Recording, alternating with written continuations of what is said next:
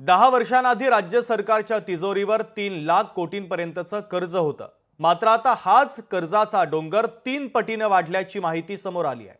त्यामुळे विरोधक आणि सत्ताधाऱ्यांमध्ये चांगलंच वाकयुद्ध रंगलेलं आहे। पाहुयात या संदर्भातला लोकशाही मराठीचा हा खास रिपोर्ट।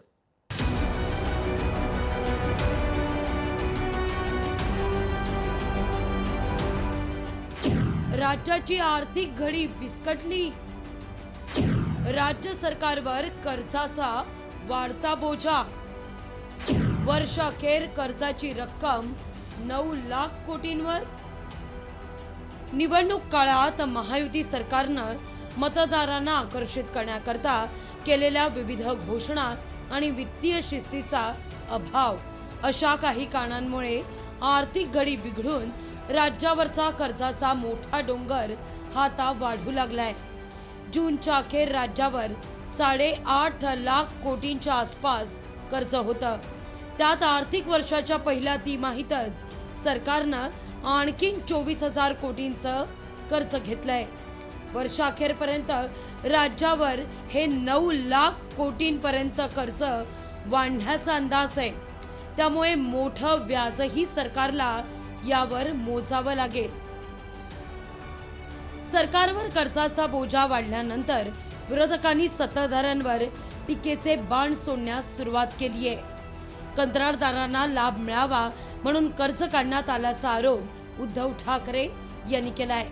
त्यांच्या या आरोपाला भाजपकडून सुधीर मुनगंटीवार यांनी प्रत्युत्तर दिले। याच मुद्द्यावर संजय राऊत आणि नवनाथ बंद यांच्यातही जुंपली आहे।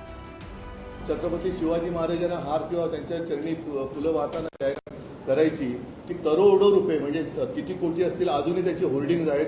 हे करोडो रुपये तुम्ही एका दिवसासाठी आणि एका माणसासाठी जर का उधळत असाल तर ते करोडो रुपये माझ्या शेतकऱ्यांना तुम्ही एक प्रथम प्राथमिक मदत म्हणून दिली असती तर काय झालं असतं, काय बिघडलं असतं? म्हणजे तुमच्याकडे पैसे आहेत, कर्ज काढून तुम्ही दिवाळी साजरी करताय म्हणते ते मी हे म्हणतोय की काय गरज काय होती त्या जाहिरातीची। माननीय विश्वगौरव देशगौरव पंतप्रधान महोदय फक्त रस्ते आग कधीच विकास म्हणत नाही। माननीय मोदीजींनी सर्वांगीण प्रगतीसाठी प्रयत्न केला, पण एक गोष्ट खरी आहे की रस्ते या सर्वंकष प्रगतीचा एक पिलर आहे। बेरोजगारी आहे, विकासाची कामं ठप्प आहेत। फक्त मुख्यमंत्र्यांच्या जवळच्या लोकांकडून एसआरईची कामं सुरू आहेत, त्यांना ती कामं मिळत आहेत। FSI विकला जातोय, त्यातून पैसे मिळत आहेत। इतकी लूट या महाराष्ट्रात सुरू आहे आणि त्या लुटीचा परिणाम या महाराष्ट्रावर 10 लाख कोटीचा वर कर्जाचा डोंगर होण्यामध्ये झाला।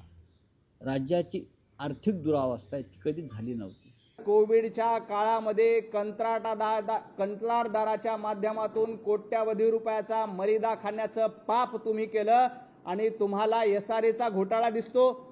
SRAच्या घोटाळ्याबद्दल आधीच स्पष्टीकरण दिलंय की एक कागद दाखवा, तुमच्याकडे एक पुरावा असेल तर तो सादर करा।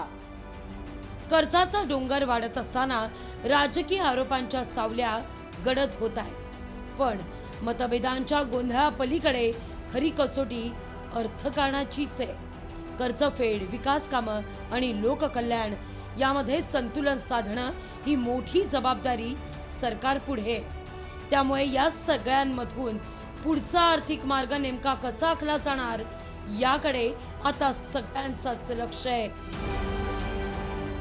ब्युरो रिपोर्ट, लोकशाही मराठी, मुंबई। लोकशाही मराठी ऐका, पहा, जागरूक रहा।